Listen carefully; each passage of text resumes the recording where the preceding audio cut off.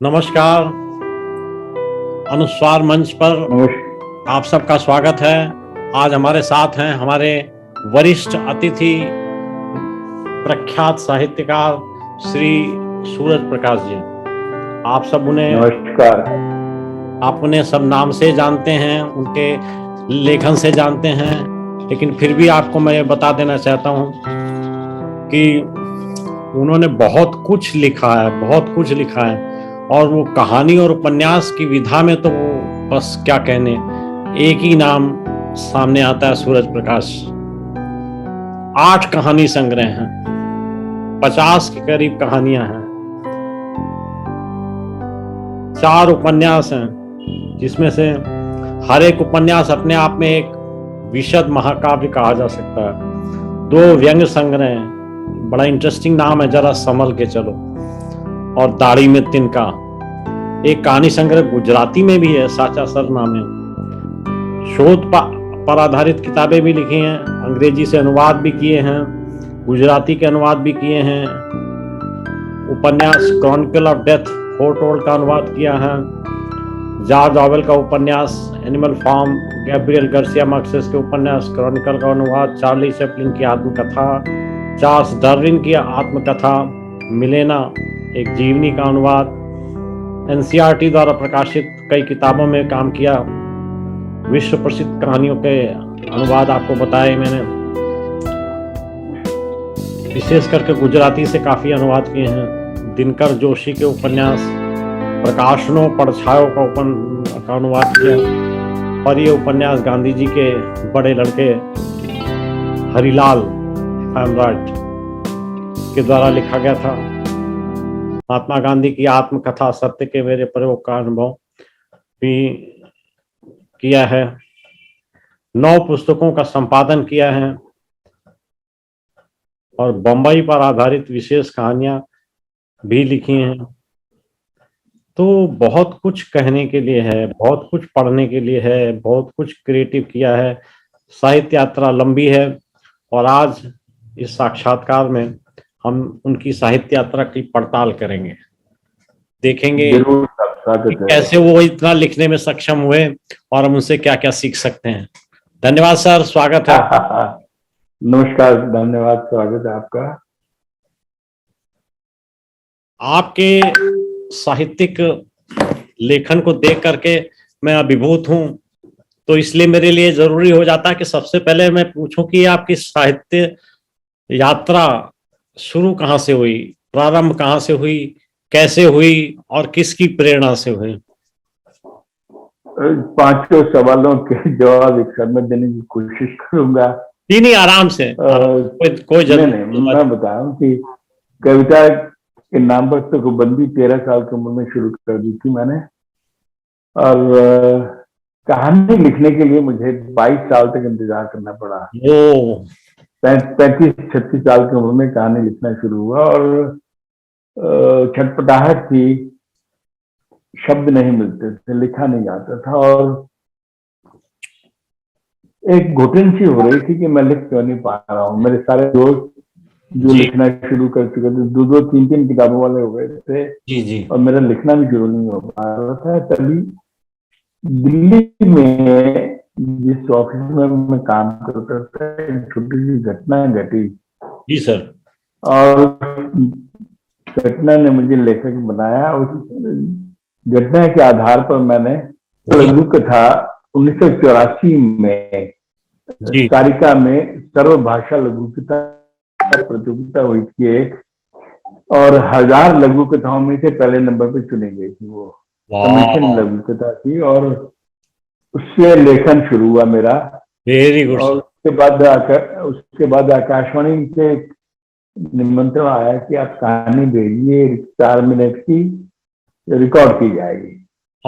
मैंने कहानी लिखी, वो तभी कहानी लिखी अल्बर्ट, 4 मिनट की, 1.5 पेज की कहानी थी। तो मुझे लगा इस कहानी को उपन्यास के रूप में बढ़ाया जाना चाहिए, पहली कहानी। और मैंने शराबी खिलाड़ी की कहानी थी, जो नौकरी की व्यवस्था में फंस जाता है। खेल कूद कुछ नहीं होते, खिलाड़ी कोटे से भर्ती जरूर होता है वो, लेकिन क्लर्की करने में मजबूर हो जाते हैं। तो मुझे लगा कि ऐसे बहुत से शराबी होते हैं जो शराब के नशे में वो हो जाते हैं, आत्महत्या हो जाते हैं, वापस नहीं आते। तो जी उस पर उपन्यास लिखा जाए। जी बहुत कोशिश की, 200-250 पन्ने लिखे, लेकिन उपन्यास नहीं बना। और ये कहानी, ये पहली कहानी अल्बर्ट 25 साल बाद छपी वो। वाह। बाकी चीज छपती रही, बाकी चीज छपती रही, प्रकाशित होती रही, पुरस्कृत होती रही, लेकिन पहली कहानी शायद मैं अकेला से व्यक्ति होगा जिसकी पहली कहानी 25 साल बाद छपी वो। बड़ा लंबा अंतराल हो गया, इसका कोई विशेष रीजन, विशेष कारण? नहीं, मैं उस कहानी पर उपन्यास लिखने की कोशिश करता रहा 25 साल तक, बाद में छोड़ दिया। नहीं हुआ तो छोड़ दिया। अभी भी मेरे कागजों में 200-250 पन्ने रखे होंगे, लेकिन उस कैरेक्टर का कद मेरे लेखन की क्षमता से हमेशा ऊपर हो जाता था। अच्छा। मुझे पकड़ में नहीं आता जो लेखन, वो चरित्र जी जो मैं लिखना चाह रहा था, तो छोड़ दिया। तो कहानी 25 साल बाद वो छपी। और किसी का फोन आया किसी आदमी का कि अगर हमने कहानी पहले पढ़ ली होती तो इतने शराबी ना हुए होते। तो मुझे लगा कि ये पुरस्कार मुझे मिल गया 25 साल बाद भी कहानी छपने का। तो उसके बाद मैंने पीछे मुड़ के नहीं देखा, लिखा। जैसे भी आपने बताया 50 कहानी, 4 उपन्यास है, और भी बहुत कुछ लेखन है। फिर मुड़ के नहीं दिखा। हाँ, एक बात और है, मैं बीच में बताना चाहूंगा कि राइटर्स ब्लॉक बहुत आए मेरे। जी कभी 4 साल, कभी 5 साल लिखा ही नहीं। पुणे में रहा मैं 4 साल, कोई कहानी नहीं लिखी। जी। अभी पिछले 6 साल में मैंने कुल 2 कहानियां लिखी हैं। ओ, उपन्यास भी लिखे, लेकिन कहानियां 2 ही लिखी मैंने। कहानियां कम लिखी। तो जब नहीं लिखा जाता तो कोई बात नहीं, राइटर्स ब्लॉक है तो अब है, जब आएगा लिखना तो फिर आ जाएगा। नहीं तो सर, हमें क्या उपन्यास होता है, उपन्यास काफी ज्यादा समय भी तो मांगता है, और फिर उपन्यास ज्यादा समय मांगता है, ध्यान मांगता है, धैर्य मांगता है। और सबसे मैं बड़ी बात समझता हूँ कि आप जब एक किसी उपन्यास पे काम करते हैं तो आप उसमें डूब जाते हैं, तो ऐसी दशा में कई अपने बार आप को फोकस खाली चेंज करना मुश्किल होता है। अपने आप को खाली कर देना पड़ता है उपन्यास के जी साथ। जी जी जी फिर भरने के लिए फिर समय चाहिए। जी, यही मेरा अनुमान था। कई बार मैं हैरान होता हूँ कि बंगला लेखक 100 उपन्यास कैसे लिख पाए। 100 उपन्यास उनके हिस्से में, 150 उपन्यास भी हैं। जी वो सर, क्षमता कहाँ से लाते हैं ऐसे कि कहाँ वो, से चलता या होगा? ठीक बात। रूसी उपन्यास 1500-1500 पेज का उपन्यास कैसे लिखे जाते हैं, मैं हैरान होता हूँ। लेकिन ठीक है, सबकी अपनी क्षमता है, ईश्वरीय देन है, जो भी है। लेखक की एक क्षमता कुछ न कुछ करवाती है, तो हमें कम है तो कम लिखते हैं। देखिए, आपका कंट्रीब्यूशन तो बहुत है, कितना योगदान है आपका साहित्य के क्षेत्र में। ये जानना चाहूंगा कि पहली जो आपने कविता लिखी थी, क्या वो प्रकाशित हुई थी? पहली कविताएं 10-12 साल तक तो जो मैं लिखी, जो 13 साल की उम्र में लिखी थी, लेकिन साहित्य की जगह से मेरा परिचय 21 बरस की उम्र में हुआ, 1971 में। जी सर। जब तक पहली कविता नहीं छपी थी, तो इस लायक भी नहीं थी कि छपे, लेकिन कुछ कविताएं छपनी शुरू हो गई थी 70 के आसपास अखबारों में। जी जी। लेकिन अगर विधिवत मानूं तो क्षणिकाएं लिखी जाती थी उस समय। हाँ, सरोजनी प्रीतम जी की स्टाइल। क्षणिकाएं, अरे वो उनकी हंसिकाएं हैं उनकी। हाँ मैंने क्षणिकाएं लिखी थी कुछ, जी सर। वो छपी थी, कादम्बरी में भी छपी, अखबारों में भी छपी, और दशरंदी की गई। जी। तो वो क्षणिकाओं का युग था। तो वहां से लेखन शुरू हुआ, और उसके बाद कविताएं धीरे धीरे लिखना शुरू किया। लेकिन मुझे लगा कि कविता का आदमी नहीं हूं मैं, कविताएं हाँ। मैंने सब बाद में फाड़ दी। अब मेरे पास खाली 2-3 कविताएं हैं, बाकी सब मैंने फाड़ के फेंक दी हैं। ओ, इस लायक नहीं है कि दो जो क्षणिकाएं याद होंगी, लेकिन कविताएं मुझे निभा नहीं पा रहा था। मुझे लगा कि नहीं, कविताएं मुझसे नहीं बन पाएंगी, छोड़ दिया। लेकिन एक बड़ा आश्चर्यजनक चीज आपसे साझा करना चाहूंगा कि जी। अब तक जितने साक्षात्कार मेरे को हुए हैं, किए हैं, उनमें 95% लोग अपने साहित्यिक जीवन की शुरुआत कविता से किया है। मैं भी मैंने भी की, लेकिन कविता छूट जाती है। कई लोग मुझसे नहीं, छूट गई बहुत तो से छूट लोगों से गई। छूट गई सर, बहुत से लोगों से छूट गई सर। और लोग कहानी और अन्य व्यंग या अन्य विधाओं में फिर लिखने लगे, लेकिन शुरुआत कविता से हुई। तो अच्छा लगा ये देख करके कि आपको भी हम उसी क्लब में शामिल कर सकते हैं। हाँ, मुझे मुझे एक फर्क लगता है कि एक बात बताना चाहूंगा कि कविता भीतरी दुनिया होती है जी और कहानी या गद्य बाहरी दुनिया से आप जुड़ते हैं। ये और बहुत। एक बार बाहरी दुनिया से जुड़ जाएं, जी फिर भीतरी दुनिया छोटी लगने लगती है। बाहरी दुनिया बड़ी बड़ी है, खूबसूरत है, उसकी उसमें उतरने की जरूरत है, उससे अभिव्यक्त करने की जरूरत है, उससे जुड़े रहने की जरूरत है। ठीक बात। कविता आंतरिक दुनिया है वो आपकी। मुझे अच्छा लगा आपने ये जो एक्सप्लेनेशन उसका बताया, ये व्याख्या किया आपने कि कविता आंतरिक दुनिया है और कहानी या उपन्यास जो है ना वो बाह्य दुनिया है। तो ये तो आपने बहुत अच्छा इसका परिभाषित कर दिया इसको।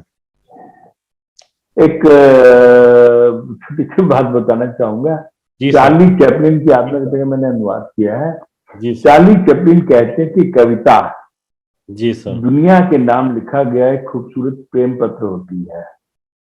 हाँ। उन्होंने कविता को दुनिया के नाम लिखा गया खुला प्रेम पत्र माना है। जी सर। तो प्रेम पत्र तो भीतरी दुनिया, उन्होंने भी यही माना कि भीतरी दुनिया है आपकी और आप दुनिया से बांट रहे हैं, और वो किसी भी संशोधन से या किसी भी समीक्षा से परे होती है कविता। तो उनका अपना ये कहना है, मैं खुद मानता हूँ कि हाँ, कविता भीतरी दुनिया होती है और जिसमें आप कई बार शामिल करते हैं बाहर वालों को, कई बार नहीं शामिल करते। अब सुबह ही मैंने एक दोहा पढ़ा किसी का, उसने कोविड में दोहा लिखा है। तो उसने बाहरी दुनिया को कोविड पे दोहे लिखे जा सकते हैं, तो कोई गजल भी लिख रहा होगा कोविड पर, तो उनकी अपनी वो है, क्षमता है कि कोई कोविड में दोहा लिखा, लिखा तो लिखा, ठीक है। वो तो लिख सकता है, कोई भी अभिव्यक्ति और का माध्यम कविता या कहानी या लघु कथा हो सकती है। जी छंद में जी लिखें जी। या बिना छंद में लिखें, ये तो पॉसिबल है। जी आपकी जो रचना संसार है उसका मैंने संक्षिप्त उल्लेख किया, तो उस संदर्भ में आपसे दो चीजें जानना जरूरी हो जाता है कि इन जी। पुस्तकों में, जैसे कहानियों में आपकी सबसे फेवरेट कहानी कौन सी रही, और उपन्यास में सबसे फेवरेट उपन्यास कौन सा रहा जो आपको सबसे ज्यादा पसंद है या सबसे ज्यादा प्यारा है? डॉक्टर साहब, ऐसा होता है कि जब हम कोई कहानी लिखते हैं तो उस समय तक की सबसे खूबसूरत कहानी होती है। लेकिन कोई बात की कहानी लिखना शुरू करते हैं तो जी पीछे वाली कहानी छूट जाती है, वो ये खूबसूरत लगने लगती है। ये हर बार होता है। अब इसका मैं उदाहरण देता हूँ कि अगर आप मुझे कहें कि 10 कहानियां चुन के बताएं, जी तो सर। जो जब लिखी गई तो खूब अच्छी थी, लेकिन बाद में हम 10 चुनते हैं। अगर आप मुझे कहें कि 10 में से 5 कहानियां चुनाए, फिर मैं 5 चुनूंगा। 5 में से कहें कि 2 कहानियां चुनाए, फिर 2 चुनी जाएंगी। और अगर एक कहें तो मेरी कहानी लहरों की बांसुरी, जो 1 लाख 1.5 लाख लोग से ज्यादा पढ़ चुके हैं, और उसकी ऑडियो रिकॉर्डिंग भी हुई है, यूट्यूब पर है। जी सर। मुझे भी पसंद है और मेरे पाठकों को भी पसंद है। और उपन्यास मैंने 4 लिखे हैं।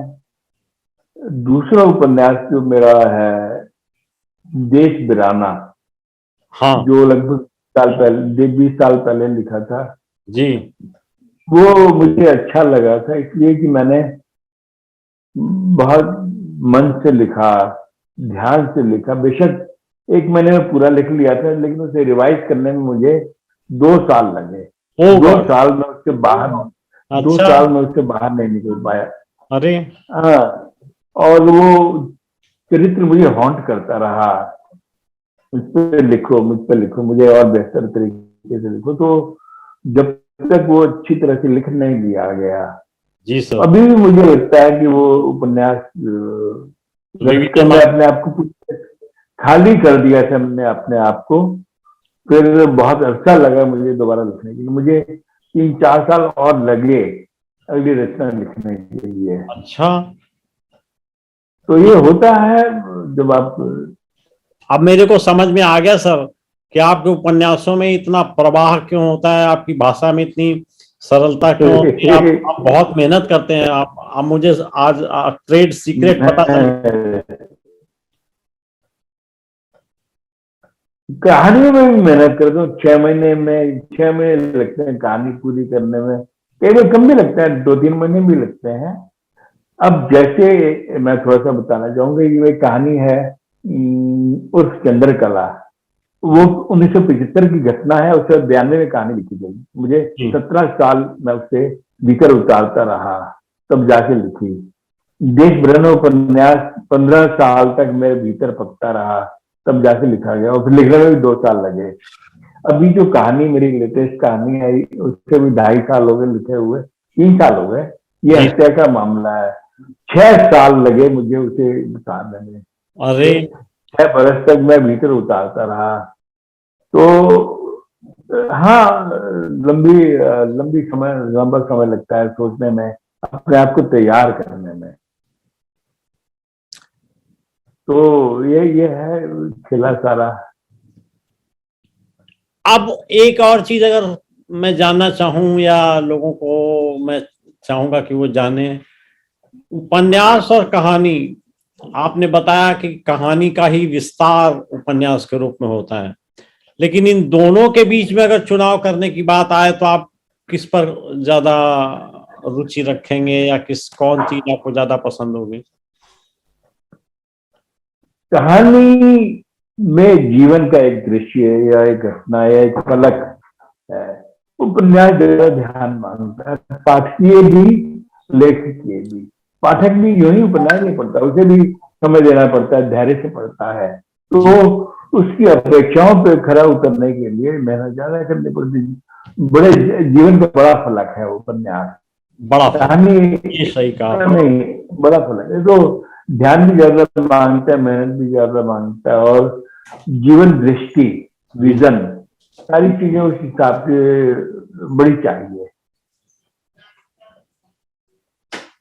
इन कहानियों या उपन्यासों की विषय वस्तु का कैसे आप चयन करते हैं? कित कित गहन ऑब्जर्वेशन करना पड़ता है? कहा- कहानी मुझे चुनती है भैया। अच्छा। ये है, दरअसल 3 चीजें होती है लेखक के साथ: जी। अनुभव, नजर और नजरिया।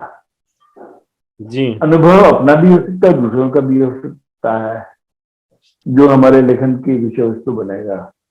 और नजर हमेशा खुली रहेगी तो चीजें मिलती रहेंगी, और जी। नजरिया हमेशा पॉजिटिव हो। पॉजिटिव नजरिए से चीजें बेशक बेहतर तरीके से देख सकते हैं हम। अब कई बार लोग कहते हैं, अरे आपको इतनी अच्छी कहानी कहाँ से मिल जाती है, हमें तो नहीं मिलती। नजर नजर खुली रहेगी तो कहानी मिल जाएगी। ये कहानी आसपास बिखरी होती है। सहमत हूं किसी आपसे। भी कहानी के लिए किसी भी कहानी के लिए हमें दूर नहीं जाना पड़ता, किसी पहाड़ पे नहीं जाना पड़ता, या भीड़ में नहीं जाना पड़ता, कहानी मिलती है आसपास। कहीं भी नजर हो, आपकी नजरिया हो, तो नजर मिल जाती है। मिल अब जाए। मेरी कहानियों पर भीख मांगने वाले भिखारिन भी है, दफ्तर में काम करने वाली महिलाएं भी हैं। में है। अब मेरी कहानी, मैं छोटा संदर्भ बताना चाहूंगा कि मेरी कहानी है छूटे हुए घर। वो हाँ। कहानी थी, एक बड़ा रोचक विषय था कि जब मैं अहमदाबाद ट्रांसफर हुआ, रिजर्व बैंक में काम करता, तो बहुत सारी महिलाओं का ट्रांसफर हुआ। उन महिलाओं के जब ट्रांसफर हुआ तो किसी को उम्र 40 साल, 42 साल, 45 साल थी। अब वो सारी की सारी परेशान, जिस उम्र में घर छोड़ के आई है, अकेला रहना पड़ रहा है। अब उनके किसी को सिंगल घर मिला, किसी को डबल शेयर है, किसी को 3 शेयर है। अब सारी महिलाएं परेशान, घर छूटा हुआ है, पार्टनर से बनती नहीं है, तो महिलाएं हमारी खाने की मेज पर आके बातें करती थी। कभी ए महिला बी से बात कर रही है, बी महिला सी से बात कर रही है, डी महिला डी से ई बात कर रही है, तो वो छुटपुट छिटपुट बातें सुन सुन के पूरी कहानी तैयार हुई कि सबकी समस्याएं क्या थी। तो कहानी लिखी मैंने छूटे हुए घर। तो विषय तो आसपास बिखरे होते हैं और खुद अपने आप चलकर आते हैं। आप भैया, ये है कहानी, ये थीम है और ये लिखा जाना चाहिए तो लिखा जाता है। हाँ, उसमें ब्लेंडिंग करनी पड़ती है, कितना सच है, कितनी कल्पना है, या कितने पात्रों को मिलकर वो कहानी रची गई है। मानिए कोई एक कहानी है तो अकेले नहीं कि वही उसी पात्र से हो, उसमें कई बार कई पात्रों की घटनाएं आती हैं। मेरी छोटी सी कहानी है, टेलीफोन पर बातचीत के रूप में दो जीवन समांतर। जी। उसमें 7 घटनाएं हैं, कुल 8 पन्ने की कहानी, 7 घटनाएं, और सातों घटनाएं अलग अलग व्यक्तियों की हैं। लेकिन आप बिल्कुल भी नहीं कह सकते कि ये कहानी किसी एक पात्र की नहीं है। तो ऐसा भी होता है, कारीगरी दिखाते हैं हम कई बार। जी सर। तो ये पात्र जो आपके कहानियों के होते हैं, इनमें वास्तविक पात्र होते हैं या काल्पनिक, या कैसे वीव करते हैं, इसकी बुनावट कैसे करते हैं? ये तो ट्रेड सीक्रेट होता है हर लेखक का कि पात्र कहाँ से आए। अभी मैंने बता भी दिया कि 7 पात्र आए एक ही कहानी में। लेकिन बांस देखकर ही बांसुरी बनती है। किस बांस से बांसुरी बनेगी, ये बांस ही बांस से ही पता चलेगा। और जी। किस पात्र पे कितने कहानी लिखी जाएगी, कितनी बड़ी भूमिका अदा करेगा वो हमारे लेखन में, ये हम पहले से तय नहीं कर सकते। पात्र ही बताता है, पात्र ही हमें मजबूर करता है ये पे लिखा जाना है। और कितनी ब्लेंडिंग करनी है ये भी पात्र कहानी पर तय होता है कि कितना सच है, कितना झूठ है, या कितनी कल्पना है, कितना वास्तविक पात्र था, कैसा था। हाँ, एक बात और रोचक बात है कि कई बार, जी सर। मुझे मालूम नहीं कि मेरे साथ होता है, सबके साथ होता है, कई नेगेटिव पात्र जो हमारे जीवन में नेगेटिव थे वो कहानी में आके पॉजिटिव हो जाते हैं। हाँ। और कई पॉजिटिव पात्र जो कहानी में आके नेगेटिव हो जाते हैं, हम कुछ भी नहीं कर सकते। ठीक और बात। कई बार ऐसा भी होता है कि 10 का 10 हम कहानी में उतारते हैं, जी। जो आपने बाकी पात्र कहाँ से आते हैं। तो जो ब्लेंडिंग की बात है कि हम बहुत सारी चीजों को जोड़ते हैं, तभी पाठक कहता है कि अरे, कहानी का ये अंश तो मुझसे मेरे जीवन से आया है, हाँ, ठीक बात। कहानी का वो अंश दूसरे के जीवन से आया है। तभी कहानी पाठक तभी कहता ना कि अरे, आप तो हमें कभी मिले नहीं थे, हम पर कहानी कैसे आ गई। तो कैसे? इसमें पर काया प्रवेश करना पड़ता है। ये जब शब्द तक आपने आप बहुत अच्छा यूज किया है, परकाया पर प्रवेश। काया प्रवेश 2 बार होता है। एक बार आप पात्र में उतरते हैं, पात्र को अपने भीतर उतारते हैं, और जब तक वो भीतर आपसे न उतर जाए, आप पाठक को वो पात्र ट्रांसफर नहीं कर सकते। फिर पाठक के साथ प्रकाया प्रवेश होता है कि वो और पात्र दोनों एक जैसे हो जाए।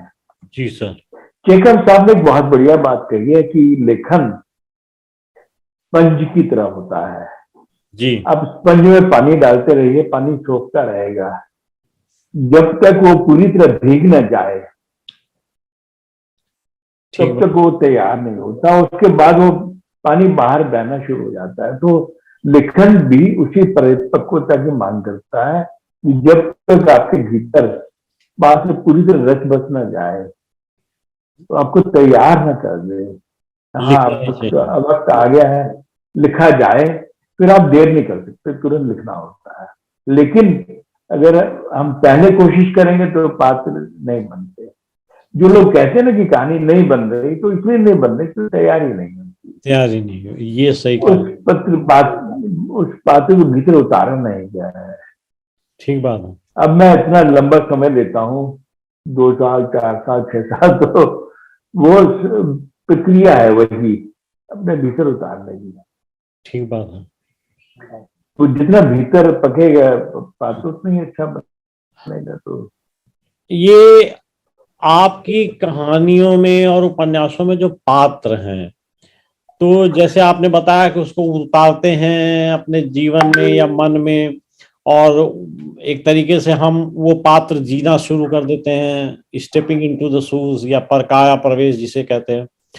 तो ऐसे अनुभूति भी स्वयं प्राप्त होती है पात्र के चरित्र के बारे में या उसके घटनाक्रम के बारे में।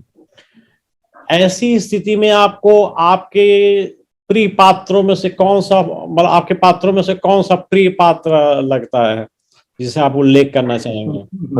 मैंने कुल मिलाकर अपने लेखन में 300 पात्र रचे हैं। ठीक बात है। लघु कथाओं में, कहानियों में, उपन्यास में 300 पात्र रचे हैं और में से 200 पात्र महिलाएं हैं। जी जी। तो महिलाओं के पात्र रचने में मुझे तो ज्यादा संतोष मिलता है, और ये कहना बड़ा मुश्किल है कि कौन सा पात्र ज्यादा प्रिय रहा। कई बार एक पात्र अच्छा फिर लगता है, भी कई बार दूसरी पात्र कोई एक लगता है। यादगार पात्र बन जाता है कि अच्छा ये इस पे बड़ी मेहनत करी थी इसलिए याद है, या ये काम बड़ी जल्दी हो गया था, देश वो किसी। देश बिराना में देश बिराना में एक पात्र योगा टीचर मालविका ओबराय, जी वो पूरी तरह से काल्पनिक पात्र है, पूरी तरह से। उसके बारे में मैं उसे कभी ऐसे पात्र से कभी नहीं मिला था और कभी सोचा भी नहीं था, लेकिन जब लिखने लगा तो मुझे लगा कि इस पात्र के साथ मैंने बहुत न्याय किया है, अच्छी तरह से रचा है, लिखा है। वो मेरा प्रिय पात्र है। और बाकी कहानियों में कई बार कई पात्र बहुत अच्छे बन जाते हैं अलग अलग कहानियों में। एक कहानी है मेरी, बाबू भाई पंड्या। जी सर। वो एक बुरे आदमी की, ऐसे आदमी की कहानी है जो पहले सीआईडी में था, पुलिस में, और उसे कुछ गलती हो गई थी जिसके भरपाई करने के लिए वो मानव सेवा में उतर गए। वो अस्पतालों में जाकर बच्चों के वार्ड में या वंश वार्ड में और मरीजों की सेवा करने के लिए वो क्या करता था, डॉक्टरों के पर्सनल काम करता था। किसी का बिल भर दिया, किसी का फॉर्म ला दिया, किसी का पासपोर्ट का फॉर्म ला दिया। फिर वो जब डॉक्टर पूछते थे, भैया बाबू भाई पंड्या, उसका नाम भी यही था, बाबू भाई पंड्या, आपको क्या चाहिए? तो बोलते फलाने मरीज को थोड़ा खुराक बढ़ा दीजिए, फलाने मरीज को थोड़ा, भाई घर से कोई आया नहीं तो 2 दिन बाद रिलीव कर देना। तो उसने अपना पूरा जीवन इसी सेवा में लगा दी। अस्पतालों को जीवन में लगा दिया था। तो जब इस व्यक्ति से मैं मिला, बाबू भाई पंड्या से, जी सर। और मुझे लगा कि ये कहानी कहानी खुद मेरे सामने खड़ी है और इस पर लिखा जा रहा है, तो मैंने वो कहानी लिखी। और कहानी लिखे 20 साल तो हो गए हैं, लेकिन वो पात्र याद रहता है। अभी भी मुझे याद रहता है और मेरे प्रिय पात्र में से है वो। आपने सही कहा, जैसा आपने बताया ऐसा पात्र प्रिय होने योग्य है जो उसकी, मतलब अकल्पनीय है कि आदमी इतना जनसेवा करने के लिए उद्यत हो सकता है और इस प्रकार से मेहनत कर सकता है, जीवन अपना मैं समर्पित। आपको एक बात बताऊं, इसके उस पात्र की और बात बताऊं कि वो मेरा पोस्ट कार्ड थे जिसमें उसने पता छापा हुआ था। वो सब मिलने वालों को देता था कि अगर आपके पास पुराने ग्रीटिंग कार्ड हो या पुरानी पत्रिकाएं हो या पुरानी किताबें, मुझे दे दीजिए, मैं मरीजों को देखने आने वालों को बांटता हूँ, ग्रीटिंग कार्ड बच्चों को बांटता हूँ। और वो कहते थे, जैसे किसी बच्चे को कार्ड दे दिया, रात को हेमा मालिनी आई थी तुम्हारे पास मिलने के लिए, कार्ड दे गई है, या फलानी आई थी, तो सबको खुश करता था। तो ये साधारण जीवन नहीं है, देवतुल्य जीवन है जो जी रहा था, और देवतुल्य जीवन, सही बड़ा कहा। काम कर रहा था। तो जब मैंने इस पर कहानी लिखी तो मुझे लगा कि मैंने थोड़ा सा सामाजिक दायित्व निभाया कि उस मैसेज को दूसरों तक पहुंचे। मैसेज को दे। हालांकि ऐसा बनना आसान नहीं है, मैं चाहूंगी तो नहीं बन सकता। एक दिन जाऊंगा, 2 दिन जाऊंगा, लेकिन रोज नहीं कर सकता। लेकिन उसका पूरा जीवन अस्पताल के मरीजों को समर्पित कर दिया था। तो हालांकि दोबारा मिलना नहीं हुआ उससे, लेकिन अभी भी याद आता है उसका।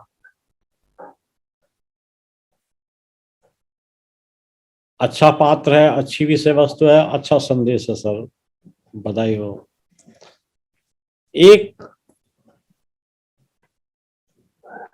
चीज आपसे चाहूंगा ज्ञान प्राप्त करना कि किसी उपन्यास को या किसी रचना प्रक्रिया में, कहानी की रचना प्रक्रिया में कौन कौन सी चीजों का विशेष ध्यान रखना चाहिए? आपको एक रोचक बात बताता हूँ। जी सर। मैं हमेशा प्रयोगधर्मी रहा हूँ। अभी मैंने जिस कहानी का जिक्र किया, दो जीवन समांतर, वो टेलीफोन पर बातचीत के रूप में कहानी है। हाँ। कहानी की जितनी शर्तें होनी चाहिए वो मैंने संवादों, टेलीफोन पर संवाद के रूप में है। अच्छा। बाद में मैंने एक उपन्यास लिखा, नॉट इक्वल टू लव, अंग्रेजी में नाम है उसका। वो हाँ सर। शायद हिंदी का या किसी भी भाषा का पहला चैट उपन्यास है। हाँ, स्टोरी दो मेरा से पात्र छाया फेसबुक था। पे चैट, स्टोरी स्टोरी मेरे मेरा से से छपा छाया था। था। मैंने पढ़ा है उपन्यास आपका, बहुत अरे, अच्छा प्रयोग है, तो बहुत ही अच्छा, बहुत ही अच्छा। तो उसकी उपन्यास की जितनी शर्तें हैं वो चैट में पूरी की गई हैं।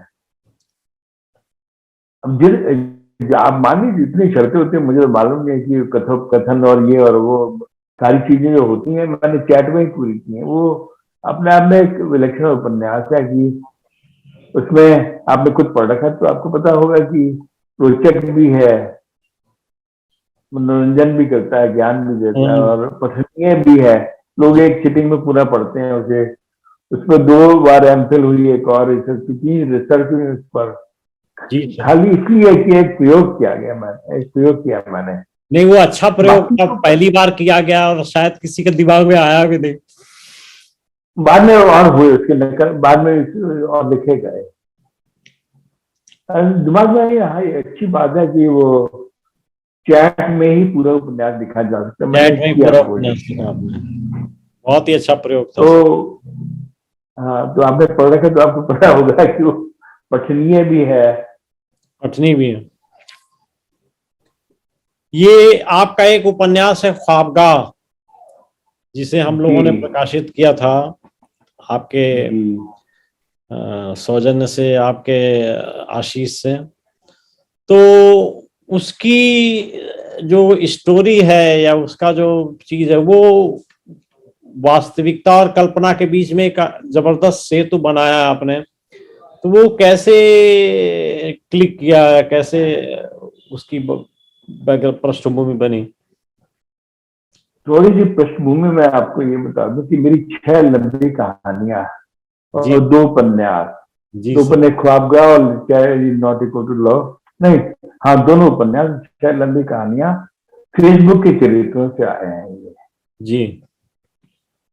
फेसबुक पर मैं इसे बहुत पॉजिटिव मानता हूँ। फेसबुक में मुझे बहुत एक स्कूल की तरह मानता हूँ कि अगर आप इसे पॉजिटिव मानते हैं, स्कूल है आपका, बहुत सिखाता है और लोग अपनी बातें शेयर करते हैं, अपनी बात बताते हैं। जी सर।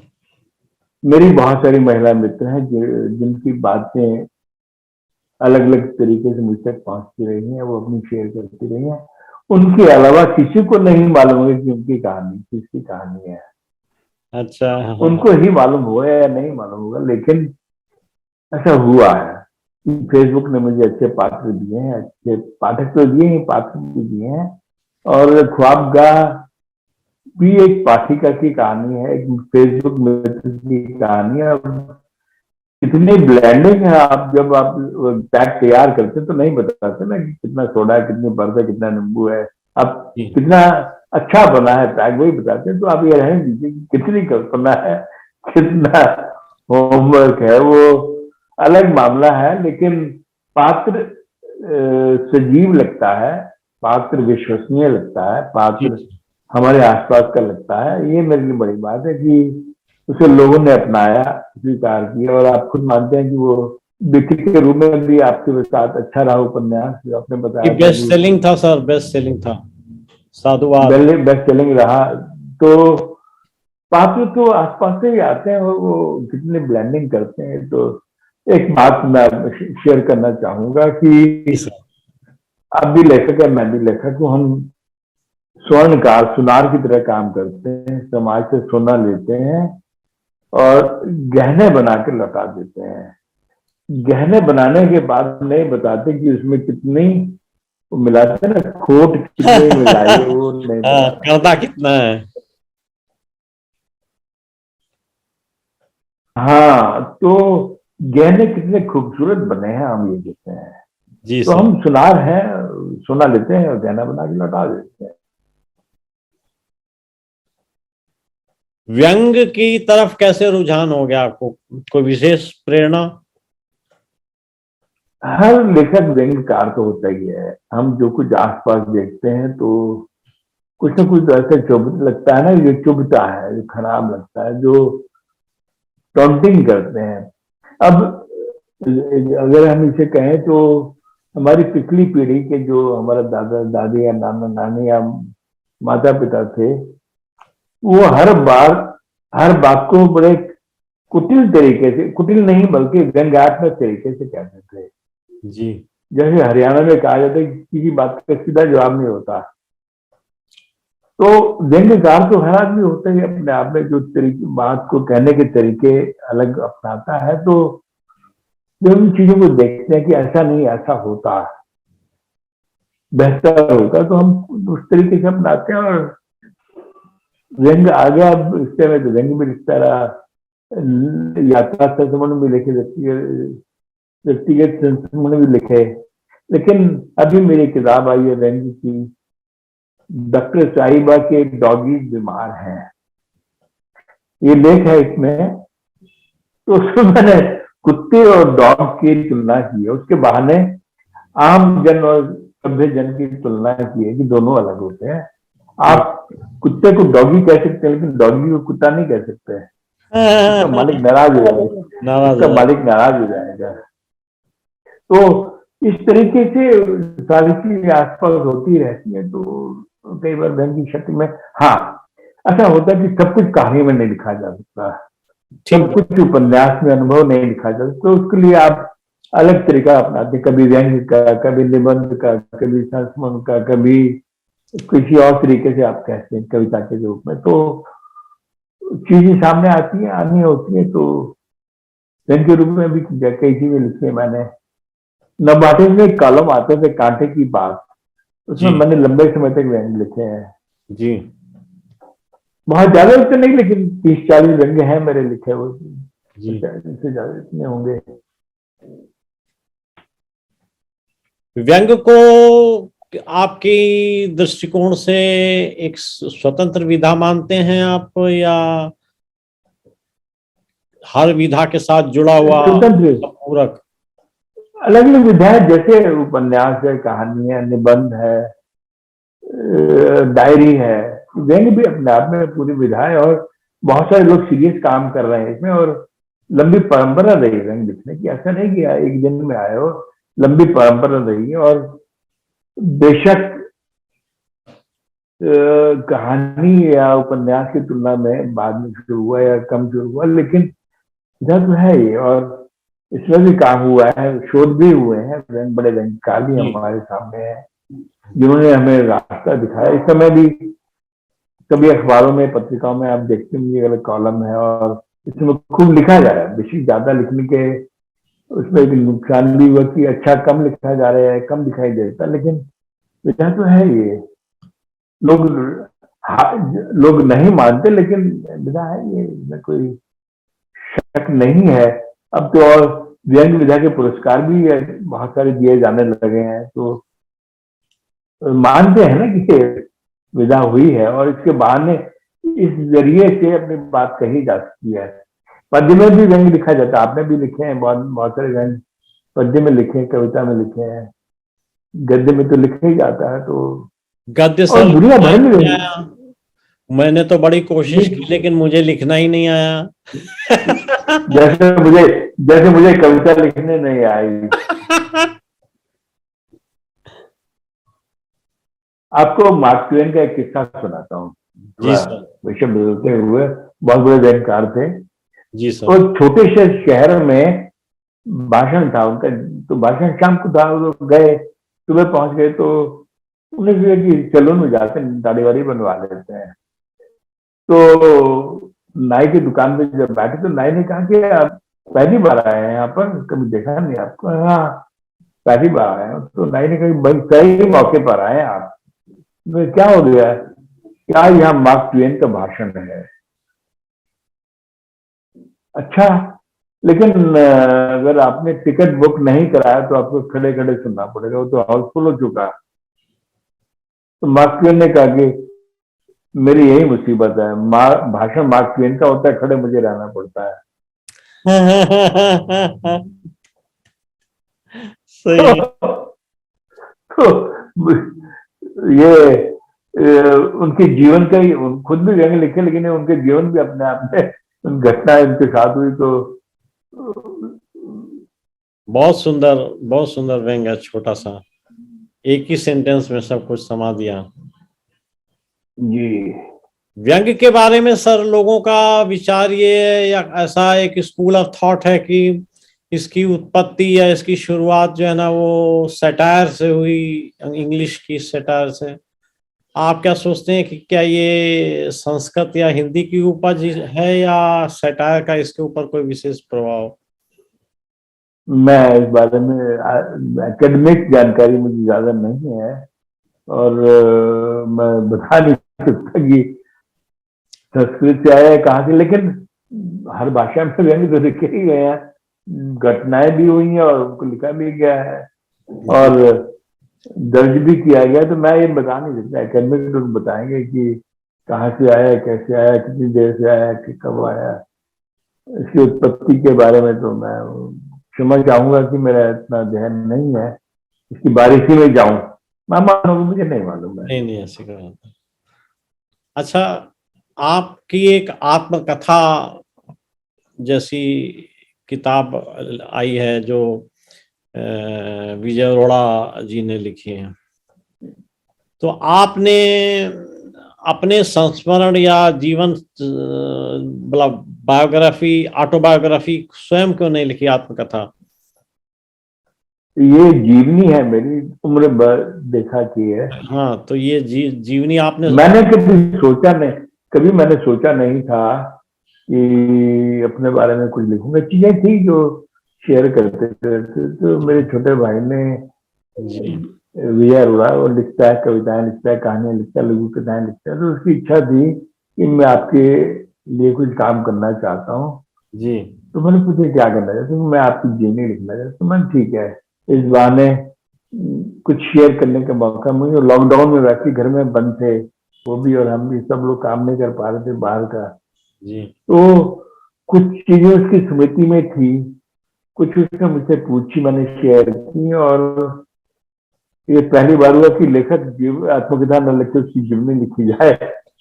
लेखक जो आत्मकथा लिखते हैं, लेकिन कोई बात, उसने लिखी है और अच्छी लिखी है, बहुत पसंद अच्छी की जा लिखी रही है, है, और उसने न्याय किया है। उसके 2 संस्करण आ चुके हैं, तो किताब तो एक्सेप्ट। उसके 2 संस्करण साल की बड़ी बात है कि 2 संस्करण आ चुकी है, और उसने बहुत मेहनत की है। हाँ, एक फर्क तो होता है कि आत्मकथा में भी लेखक वह सब कुछ नहीं बताता जो लोग जानना चाहते हैं, वही बताता है जो उसे बताना है। अब तो लोग शिकायत करते हैं कि अरे ये तो बताया नहीं, लेखक ने ये तो बताया नहीं, ये तो बताया नहीं। तो एक सीमा होती है, सीमा रेखा होती है, कितना बताया जाए। ठीक बात है, और सहमत हूँ जीवनी में भी यही हुआ, जीवनी में भी यही हुआ कि मैंने कितना शेयर किया उससे। मैंने बहुत सारी चीजें शेयर नहीं की उससे, और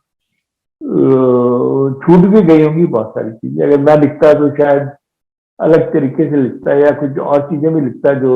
मेरा प्रश्न इसी दृष्टिकोण से था सर, कि यदि आप लिखते तो शायद और माइक्रो सूक्ष्म विश्लेषण हो सकता था, या 2 चीजें हैं, 2 माइक्रो भी होता, सूक्ष्म भी होता, और कुछ तरीके भी बदलते, और कुछ चीजें और भी जुड़ जाती। जी सर। जो मैं खुद लिखता तो चीजें, अब कुछ होता है, संकोच भी था, मर्यादा भी थी कि भाई, छोटे भाई को कितनी चीजें बतानी है, कितने नहीं बतानी, और किस तेजी में लिखेगा। तो ये फर्क तो होता है कि सही बात।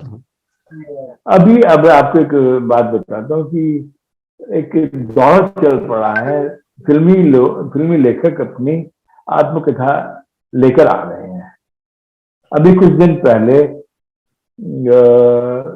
इंदौर फेस्टिवल में कबीर बेदी की आत्मकथा का लोकार्पण हुआ। उससे पहले सभी सभी अभिनेताओं की आत्मकथाएं हैं, खिलाड़ियों की आत्मकथाएं हैं, जी, जीवनियां हैं, लेकिन उन्हें आत्मकथा नहीं लिखी, वो लेखक नहीं है वो, हाँ, उन्होंने किसी से लिखवाई है, जी, सबने।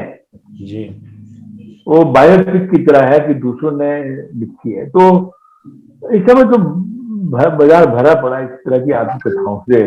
जी, बहुत ज्यादा देखेंगे, आप पाएंगे कि हर फिल्मी अभिनेता आत्मकथा लेकर। अब उसमें मुझे पता चला कि दिलीप साहब की जीवनी या आत्मकथा जो भी है, दो महिलाएं लिख रही थी अलग अलग। सारा बानू ने एक रिजेक्ट कर दी, दूसरी में करेक्शन किए, वो छप कर आई। तो ये आत्मकथा है या जीवनी है या संपादन है, अब इसे क्या कहेंगे। दिलीप साहब तो कई वर्षों से तो उस स्थिति में भी नहीं होंगे कि वो लिख पाए या डिक्टेशन दे पाए, और दो लोगों ने लिखी तो जीवनी हो गई ना वो तो। फिर ठीक, उसमें भी एडिटिंग हुई, ठीक बात है, लिखी किसी ने, एडिटिंग किसी और ने की। ठीक तो बात। ये मामला बड़ा नाजुक हो जाता है कि आत्मकथा में क्या क्या आएगा, किस रेंज से आएगा, कितना आएगा और कितना सच होगा। सच तो हुआ है, खैर जीवनी थोड़ी अलग हो जाती है। तो जीवनी से ही मेरी जीवनी, अब मेरे रास्ते बंद होंगे, मैं आत्मकथा लिखूंगा या नहीं लिखूंगा, नहीं लिख पाऊंगा ना। सारी चीज तो इसमें आ गई है, ठीक है, और दो संस्करण आ गए तो और भी संस्करण आएंगे उसके। हाँ, ये सही कह रहे हैं आप कि जब एक बार जीवनी लिख दी गई तो उसमें भले अब 100 जरूरत भी नहीं गया, है। लेकिन सब कुछ तो आ गया। मेन मेन मुख्य मुख्य बातें तो जी सारी आ ही गई। जी। अभी आपने एक शब्द या एक बात बोली कि आजकल जो सब कुछ लिखा जा रहा है उस सारे को अच्छा नहीं कहा जा सकता या गुणवत्ता के आधार पर आंका नहीं जा सकता। तो आपको क्या लग रहा है, ये जो इतना लिखा जा रहा है वो पाठक को प्रभावित भी नहीं कर पा रहा है, तो लोग क्यों लिख रहे हैं इतना, बिना किसी आधार के, बिना किसी तैयारी के, बिना किसी मेहनत के? दो चीजें हैं, एक अभिव्यक्ति और दूसरी मान्यता, रिकग्निशन। अभिव्यक्ति का स्तर तो पूरा हो रहा है, मान्यता वाला रह जाएगा। अब जितना लिखा जाए उसमें सोशल मीडिया की भूमिका बहुत बड़ी है कि अब अभिव्यक्त करने के बहुत बड़ा माध्यम मिल गया है, कि पहले नहीं था। हम लिखते फॉर्म तैयार करते थे, डाक में डालते थे, संपादक को भेजते थे, संपादक की चिट्ठी आती थी 15 महीने, 15 दिन, महीने भर बाद, या रिजेक्ट हो जाती रचना, फिर छपती थी, तब तब हम तक पहुंचती थी। इसमें कई बार महीनों लग जाते थे, कई बार बच्चों में लगते थे। लेकिन अब क्या हुआ है कि आप मोबाइल पर ही रचना तैयार कर रहे हैं, मोबाइल पर ही भेज रहे हैं, मोबाइल पर ही जवाब आ रहा है। भेज कहाँ रहे हैं, कोई अपनी पोस्ट कर रहे हैं, पत्रिका में मोबाइल से डाल रहे हैं और व्हाट्सएप कर रहे हैं, शेयर कर रहे हैं, और तुरंत टीआरपी आपको मिलने शुरू हो जाती है। जी, तो आपको लगता है कि बहुत अच्छी रचना होगी है, अच्छी है बुरी है जैसी भी है। हाँ, अब मैं लेखन तो भाई, आपको रचना तो अब खैर है ही, अभिव्यक्ति तो है ही। तो मान्यता कहाँ आएगी इस पे। अब मैं एक छोटा सा उदाहरण बताऊं कि लोग अपनी रचनाएं, कविताएं, कहानियां भेजते हैं, उसमें वर्तनी की 20 गलतियां हैं कविता में, जी, लेकिन आप देखिए 400 लोगों ने कमेंट कर रखे हैं। जी, कोई नहीं देख रहा, ना पाठक ना लेखक, की भाषा के स्तर पर कितनी मेहनत करनी पड़ती है, अभिव्यक्ति के स्तर पर, सोच के स्तर पर। मैंने कहा कहानियां 6-6 साल लगती है, 5-5 साल लगते हैं, लेकिन आप दिन में 2-2 कहानियां लिख रहे अब मैं ऐसे हैं लोगों को तो जानता हूँ जो छप दिन भी में रही दो है। अब कहानियां नए लिखते हैं, प्रकाशक भी आ 5 गए ऐसे कि कविताएं छाप रहे लिखते हैं। हैं। दो हाँ हाँ। कहानियां लिखते हैं, 5 कविताएं लिखते हैं। तो वो ठेके पे ठोस काम न हुआ ना, तो खाना पूर्ति कर रहे हैं कि लिखे जा रहे हैं, लिखे जा रहे हैं, तो लोग नहीं पढ़ेंगे ना उससे। अगर आप रोज एक व्यंग्य लिखेंगे, रोज एक कविता लिखेंगे, तो मैं रोज नहीं पढ़ूंगा, मुझे पास एक सीमा है इस समय डॉक्टर साहब बहुत बड़ा ब्लास्ट हो रहा है हमारे सब पर, सूचना का, जानकारी का, साहित्य ठीक का, है, ज्ञान का, मनोरंजन का। बिल्कुल हम ठीक है। दब रहे हैं उसके नीचे, इसमें दब गए हैं कि कहाँ तक संभाले। पहले खाली रेडियो होता था, फिर टीवी आया, किताबें हमेशा थी। अब सारी चीजें मोबाइल के जरिए हम हमारे ऊपर थोपी जा रही हैं। जी सर। अब इनबॉक्स में भी डाली जा रही है, व्हाट्सएप पर भी की जा रही है, और वैसे भी भेजी जा रही है। तो हम कितना पढ़ेंगे, कितना करेंगे, उसमें अच्छी चीज दब जा रही है। एक शास्त्र में एक सिद्धांत है जो रचना पे ज्यादा लागू होता है, वो मैं कहना चाहूंगा कि बुरी मुद्रा अच्छी मुद्रा को चलन से बाहर कर देती। आपने पढ़ा होगा ये। जॉन ग्रेशियम। हाँ, मैंने ग्रेशियम बीए में का। पढ़ी थी। ग्रेशियम के सिद्धांत है ना, बुरी मुद्रा अच्छी मुद्रा को चलन से बाहर कर देती है। यह सिद्धांत 100% राजनीति पर और साहित्य में लागू हो रहा है। बिल्कुल ठीक कह रहे हैं आप सर, मैं आपकी बात से साहित्य सहमत में हूं। बल्कि मैं इस सिद्धांत को पीड़ित, आप खुद पीड़ित होंगे, पीड़ित होंगे इससे। कारण क्या है कि हमारे पास इतनी कचरा चीजें भरी पड़ी हैं आसपास कि अच्छी चीजें दब गई हैं, उसके पीछे नजर नहीं आ रही हैं। दब गए। तो इस बुरे साहित्य की उम्र उतनी ही होगी जितनी देर की थी।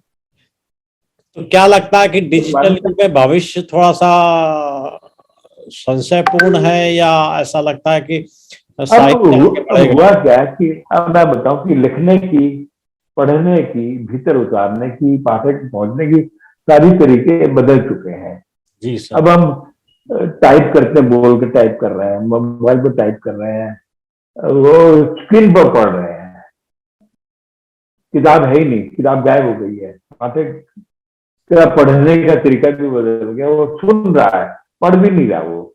अब इसी वजह से इतने सारे ऐसे ऐप आ गए हैं, ऐसे प्लेटफॉर्म आ गए हैं जहां पर आप कहानी सुन रहे हैं, सुन भी नहीं रहे, किस्तों में सुन रहे हैं, 10 मिनट का, 15 मिनट का सुन रहे हैं। तो लिखने के तरीके बदल गए हैं, पढ़ने के, सुनने के तरीके बदल गए हैं। तो एक अच्छी बात है कि दुनिया भर का साहित्य डिजिटल हमें उपलब्ध है, हमारे किंडल पर है, मोबाइल पर है, पढ़ रहे हैं हम। जो पहले हमें लाइब्रेरी की ठाट करनी पड़ती है, अब उपलब्ध है, पैसे देकर मुफ्त में पढ़ रहे हैं, सुन रहे हैं। लेकिन किताब जो हम परंपरावादी लोग मानते हैं, किताब जो सुख देती थी पढ़ने का, लोगों को अभी भी किताब चाहिए। डिजिटल में क्या हुआ कि सारी चीजें उपलब्ध है, दब ही जा रहे, फिर दब गई ना उसके नीचे। अब मेरे पीछे 10 किताबें रखी हुई, मैं चुन के पढ़ सकता हूँ। डिजिटल में ये संकट है कि मैं ढूंढूंगा कहाँ दब गई वो रचना, कहाँ गई वो। लेकिन सर आप अनुमति दें तो मैं एक कहूंगा कि किताबों के पढ़ने में जो मजा है, जो आनंद है और जो नशा है, वो स्क्रीन पे नहीं है। स्क्रीन पे नहीं है। एक आंखें, एक लिमिट है ना, कितनी देर पढ़ पाएंगे। नहीं, एक और चीज है सर, किताब स्क्रीन पढ़ी जाती है, कागज और स्याही की जो खुशबू आती है वो तो माँ के चूल्हे से बनने वाली रोटी नहीं, वो माँ के जो चूल्हे में रोटी बनती थी ना, ठंडी तंदूर में रोटी, उसकी भी खुशबू होती थी, जो ओवन में नहीं आती है। ओवन में कहाँ से आएगी? वक्त के साथ साथ चलना पड़ता, माइक्रोवेव में वो साथ खुशबू साथ चलना कहाँ पड़ेगा, आती? बिल्कुल नहीं आएगी। तो वक्त की मांग है, जरूरत है कि हम डिजिटल पढ़ें। आप कहते हैं कहानी भेजो, मैं डिजिटल भेज देता हूँ। आप कहते हैं अनुस्वार में छपी है, मैं स्क्रीन में पढ़ लेता हूँ। तो ये तकनीकी ये आई है, तो इसे स्वीकार तो करना पड़ेगा, इनकार नहीं कर सकते आप, इसके साथ साथ चलना तो पड़ेगा। आपकी तो बात अब जैसे ऑनलाइन पढ़ाई, आपकी बात से एक स्मरण हुआ आया, अनुस्वार के अगले अंक में आपकी एक कहानी हम जरूर छापना चाहेंगे, तो आप चयन करके हमें दीजिएगा। दे देता हूँ, मैं कहानी दे देता हूँ, लेकिन छपी हुई कहानी आप तक उसके बाद भी नहीं है, कहानी मिल जाएगी आपको।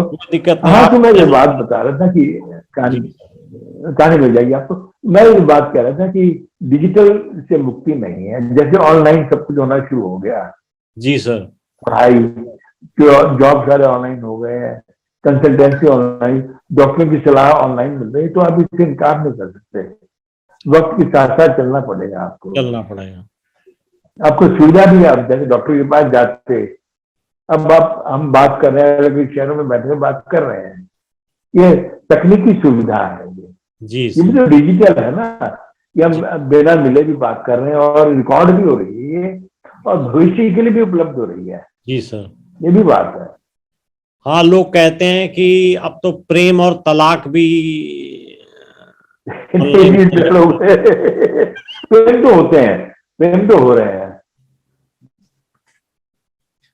आपको एक गया। छोटी सी रोचक बात बता दूं, बहुत जी सर। मजेदार बात है जी कि सर।